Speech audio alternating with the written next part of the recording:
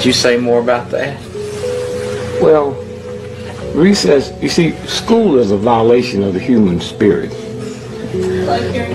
School is a violation of the human spirit. You were not meant to sit in a box and be quiet and be still. And children know that. So they move. That's a violation to do that in school.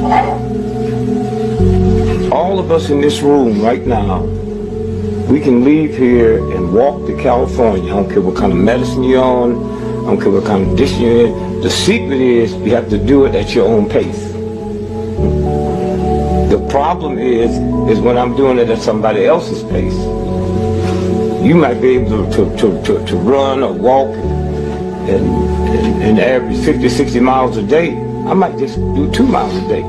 The important thing is I get there. And so when you take a group of, that's why the super rich people would never send their children to a school where they have private schools where you do it at your pace. This is a game they play. And so they have to have recess or the thing would blow up.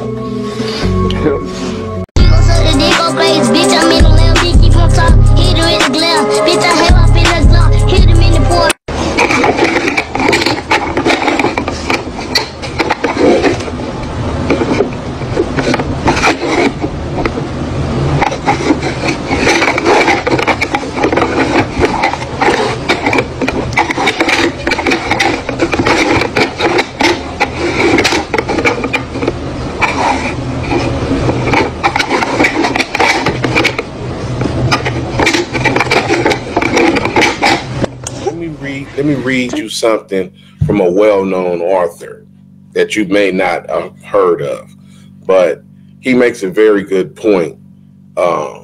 In this book, he talks about gang addiction, mental disorder. Listen to this. Gang addiction, mental disorder, a term I created that is usually seen in Black children between the ages of 8 to 10 years old. This condition is caused by the attraction of gang life that is usually in a child's atmosphere, community, or household. Once this condition sets in, the only cure are death, or at best life in prison. Other conditions could be long-term severe depression, severe drug and alcohol addiction. Once this condition is full-blown, the disorder can cause pain and suffering in most families. This condition can cause irresponsibility, severe ideology, loss of spiritual awareness, and belief in material idols. Did you hear that? This is a fascinating book, man. A fascinating book. One that you should go out and get right now and study and learn about your child. It's on Amazon. You can get it at any time. You know, it amazes me as what people do, because now, you know, at this day and age, we have the parents that, well, I didn't grow up, you know, my mama didn't give me this, so now they spend the $10,000 and the, you know, whatever it is on the parties. You know, if you got it, I assume that's not the problem if you got it. But if you don't really have it like that, don't you think that the $10,000 for a child that's 7, 8 could be used for something totally different? I mean, like maybe some classes to educate and stimulate the mind. I mean, basketball camp, football camp, you know, something that takes the mind off of just one day of $10,000 just gone on a party because Homie the Clown, you wanted Homie the Clown, you wanted the trains, you needed the $500 cupcakes, you needed, you know, the tents, the chairs. You needed all the cartoon characters to show up. They charge, $300 an hour. You have 4 of them. They need to be here for the whole 4 hours. I'm just saying, now my child, if I did have it like that and I could throw a Winter Wonderland birthday, I would do it. But I would also take that $10,000 and I would find out what it is truly that she likes. Like, what is it? I would sit down with her on her birthday. Here's her birthday. And I would ask, like, what is it that you really like? What is it something that you really, truly admire and like, and you strive, you want to, if she says something, I'm going to try to make that happen, with a trip or something like, I really like stars, well, I'm going to see if I can arrange a trip to NASA for you. Let's go take a trip to NASA. This would be a beautiful birthday because you're not listening to her that she said she really liked the stars and she want to know about stars, get her a telescope or something. But these black parents now today, we have a way of trying to justify why we want to spend the $10,000 on a birthday. And it's basically, I'm going to go sell my body to do this. You a broke ass nigga. Go out, go do something, go rob somebody. So that's why the crime rate amongst friends is high. See, 2 people go out and we hit a lick. 2 people go out and we hit a lick. And because she told you last night that you a broke ass nigga, Lil Blue spent $15,000 on his son's birthday party. Nigga, you come up in here trying to give me $3,000 like that's supposed to be a birthday party and all this, and like, nigga, you ain't nothing. Woo. So now he already got this on his mind. She right. I gotta go out for my son. Lil Blue did it big for his son. I got to do the same for mine. So now we out on this lick. And we hit a lick. First of all, we robbing somebody else that we know because we jealous of him because he got the bag and we don't. So we doing a lick on him, and we hit for 20,000, which really 10,000 for you, 10,000 for me. But because you got in your mind what she told you last night, guess what? When we counting the money and we doing everything, and I say, hey man, look, hand me that. Never mind, I go get it. And I reach to go get the beer or the weed and the blunt. Guess what? I get shot in the back of my head. This is Nicholas Lindsay. Nicholas is about to be interrogated by the police because they believe he shot and killed a police officer in St. Petersburg, Florida. On February 21st, 2011, Officer David Crawford responded to a 911 call about a suspicious person walking around in the middle of the night. When the officer arrived, he would be shot and killed at close range by the suspicious person. Upon receiving tips from the community, the police raided Nicholas's home and brought him in for interrogation. Because he was under the age of 18, Nicholas was allowed to have his parents in the interrogation room with him. Tell me y'all not do it. Who did it? I don't know. Nicholas, listen to me. Listen to me. Son, don't do that, son. Right now, this is very serious. Okay, son. It's okay, son. It's okay, son. I know, baby. It's okay. So this gonna be okay, son. It's gonna be okay, son. I don't want you to. This is what I've been talking to you all day, right? Yeah. Okay, baby. It's okay. Just tell us what happened. I don't know. Yes, you do. Yes, you do. Listen to me. Listen to me. It's like we heard. That damn family was heard. Tell us. I don't know. I don't know. Tell us what I was not there. I'm telling you, I was not there. Those are your shoes. Okay. No, those are your shoes. Oh my. Listen, You got to tell the truth, son. we right here. I was not Those are there. your shoes, Nicholas. Those are your shoes. Stop. If you didn't do it, you was with somebody that did I it, did son. not do it. That I was not there. Yes, she was. I Yes, she would was. have Yes, she was. Yes, she was. Oh, Nicholas, don't do that. See, when you do that, you want to get like this. This how you want to do it. I love you, man, I'm son. telling you, I But so don't what do you shoes? it. I don't know how your shoes get there, son. How do your shoes get there? Listen to me. These Please people got tell us, evidence. son. They Listen got to me. evidence, son. You got evidence. We can't save it, son. If you want to come home, you want to come home. Do you want to come home? Yes. You Tell need these to talk people to what they these need to people. know. What Was they it need to an know. I accident? told them, man, I was not there. Yes, she was. Honestly, I was not there. Nicholas. Whatever. Tell me how I'm your shoes done. get I'm done. Okay. They're taking me. Let me just tell you. I love you. I love you with all my heart.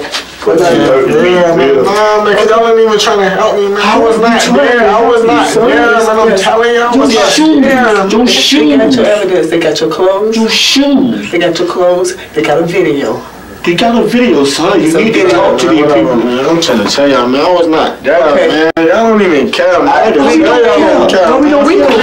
We care about being I don't here. care about nothing. I We care about being here. Y'all don't care about nothing, man. For real, though. How we don't care? I was not there. I'm telling you, I was not there, So we man. get that, For real, man. Yeah, man. How your shoes get there, son? Come on, man. I was not there. How do your shoes get there? Come on, man. How do your shoes get there, son? I've been let them shoes go, daddy. But what about the video? There's a video. There's a video. There is a video, There was a son. camera that caught the picture And what? You of you. walking down the sidewalk and in the grass, cutting through somebody's grass. There's a video. No more lying, son. Tell No the more people lying, what son. You happened. got to. We right here. You got to tell us the It truth, does not son. matter. It does not matter. We here all the way. Okay, but the video. Son, we can't save you. We can't. They got evidence to keep you. Son. They got DNA. They got DNA. Well, who is it? I gave them shoes away. Okay, but that's not the point. On the video. On the video. We're not coming in here with some. So what they finna take me to jail? Yep, they're gonna charge you. But that's why we're What? giving you With what? a homicide of a police officer. Fuck, man! And you were not Real, coming no, I was home. not there.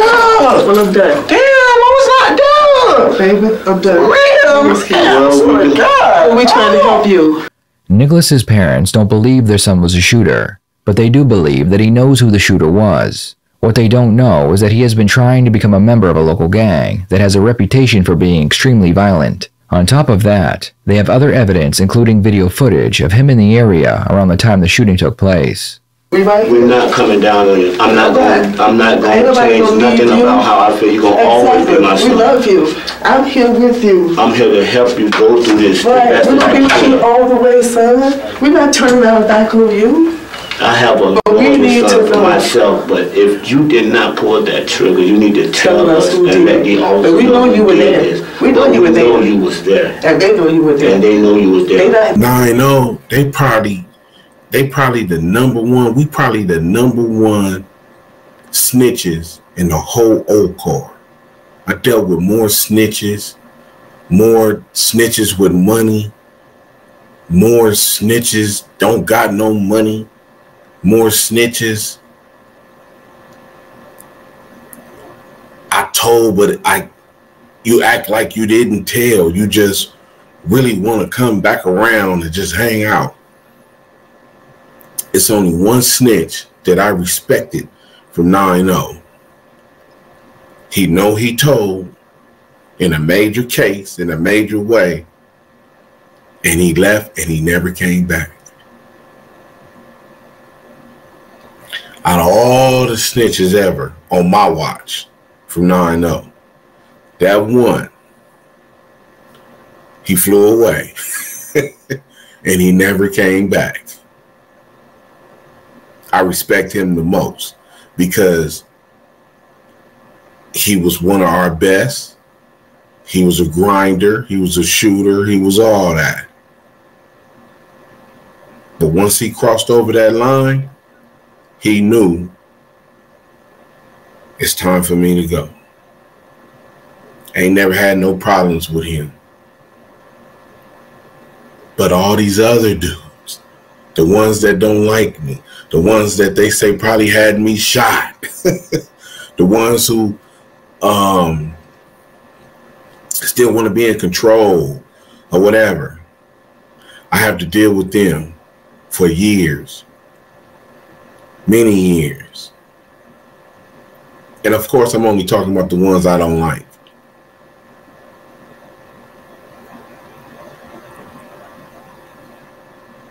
My whole 9-0 career is based on dealing with the snitches. And the homies who got money, some of them ain't snitches, but you think you can just do what you want to do.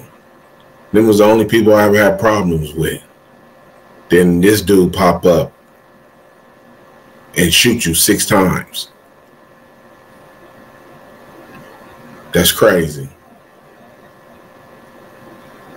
But what they gonna do when that police station get you and you gotta sit in that room and it's cold and you done already messed up? The police already know you scared. They already know you finna tell. It's just a matter of time.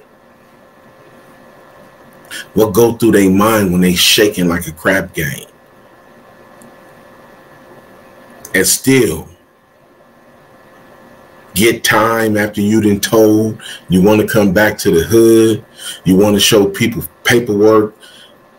Here go page 1.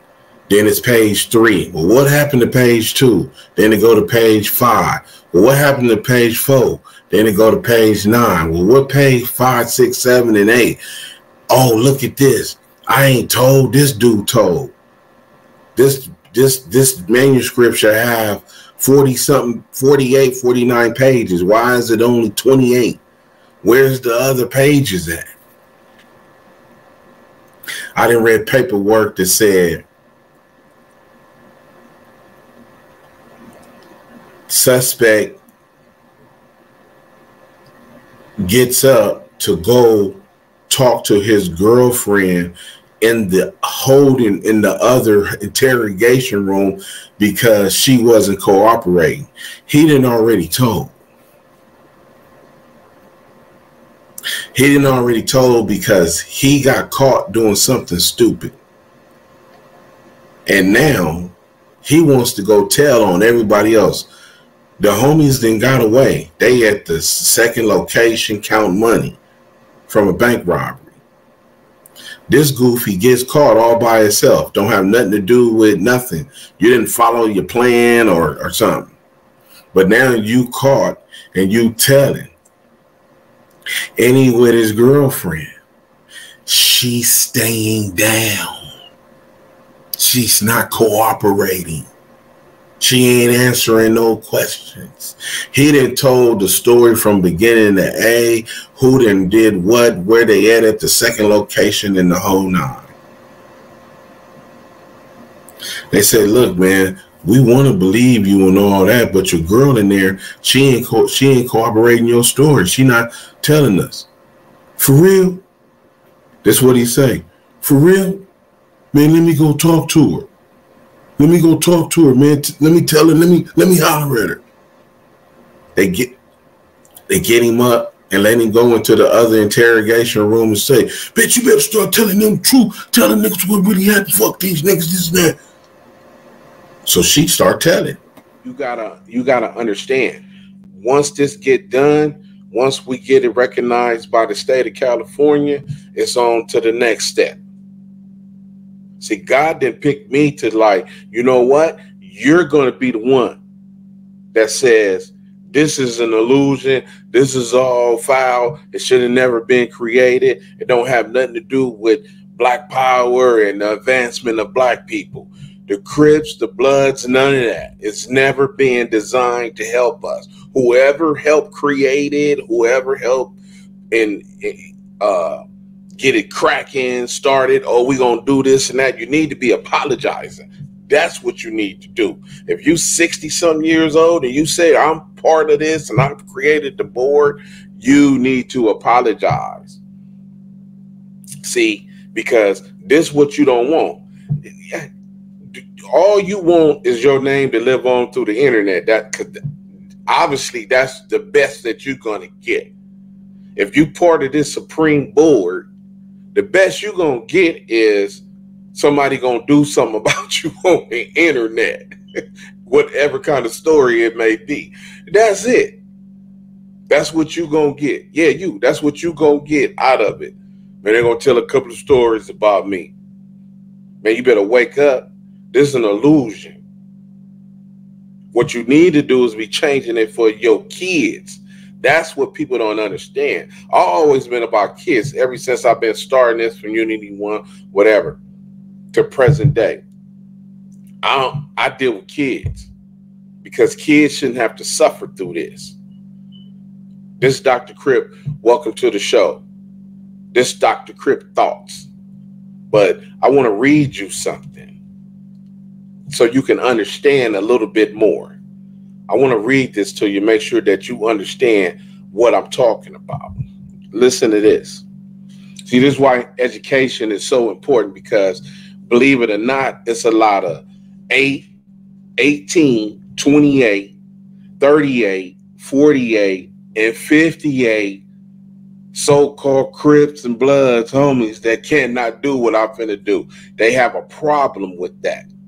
That's why you see what you see on the internet. That's why you see all the madness. But listen to this. According to the Encyclopedia Britannica, the precise origin of the Crips is in dispute. The gang initially formed in Los Angeles in either the late 1960s or early 1970s, either as a defense against other street gangs or as a political group inspired by the Black Panthers. Whatever the original intention behind the group, as noted by Black Past, these are the people that created this post. So this is their research. By the mid-1970s, they were a violent criminal group composed of loosely organized sets, smaller gangs operating under the umbrella of the Crips name. Let me tell you something. Loosely organized. That means dysfunction. The only thing y'all do is get together and cause more dysfunction. So generations of generations of generations of generation is going to fall on more dysfunctional, all the way up until the time when he got killed, I got shot, he doing this, he telling, oh, he ain't solid, he to the present day of what you see right now. That's what this is. By 1978, they were 45 sets in the Crips. And when the gang became involved with crack cocaine in the 1980s, the Crips were able to expand into a national gang. National gang, huh? Wow. As the gang grew, so did the violence, according to the law library. That's of the United States. Keep in mind, the first murder associated with the Crips occurred in 1972. For all you podcast people, that murder is in my hood. The dude name was Mo. He was 15. He just looked like a grown man. Yeah, do your research. Do your research. By the end of that year, there were 28 more in Los Angeles. And by 1980, the Crips were involved in 355 deaths in the city, as reported by the Times. Between 1988 and 1992, gang-related homicides rose by an astounding 77% as Los Angeles gangs perfected violent tactics like the drive-by shooting. That's a tactic, the drive-by. See, in my era, the bracket, what we created, oh, you got to get out and walk. You got to walk in down. You feel me? I don't do drive-bys, homie. So you can get away with drive-bys now. Now you can't do none of that. You're going to jail. So that dude that just sit back and like, hey, you, and you, y'all got to go. He's sending you to prison because that's where you going. Or you going to be a snitch. Yeah, that's true. Get ready for that. That's your gift for blood and cripping. that's what you finna get. It says, as Los Angeles perfected the drive-by shooting, today the Crips boast about 35,000 members divided into 800 sets all across the contiguous United States. You feel me? So basically, y'all causing a bunch of destruction, and everybody, them 800 sets and all that, 35,000 members, a lot of busters, a lot of snitches, a lot of, people that wasn't born and raised in that neighborhood. If all gangs were to be just born and raised in their neighborhood, people might have had a chance. But tell me a gang right now that got a hospital in their hood, a bank, and an educational center, like a school or elementary school or a high school or all three. Oh, not you tripping. That ain't, man, you must ain't never heard of Black Wall Street then. So don't say nothing ain't possible. So ain't no blueprints ever been laid, because there's never been no blueprints to lay down, because it's an illusion. It's false. It's a sickness. It's GAMD. Gang addiction mental disorder. It is. I think what you're trying to ask is why am I so insistent upon giving out to them that blackness, that black power, that black pushing them to identify with black culture. I think that's what you're asking. I have no choice over it. In the first place, to me, we are the most beautiful creatures in the whole world, black people. I mean that in every sense, outside and inside. And to me, we have a culture that is surpassed by no other civilization, but we don't know anything about it. So again, I think I've said this before in this same interview, I think at some time before, my job is to somehow make them curious enough or persuade them by hook or crook to get more aware of themselves and where they came from and what they are into and what is already there, and just to bring it out. This is what compels me to compel them, and I will do it by whatever means necessary.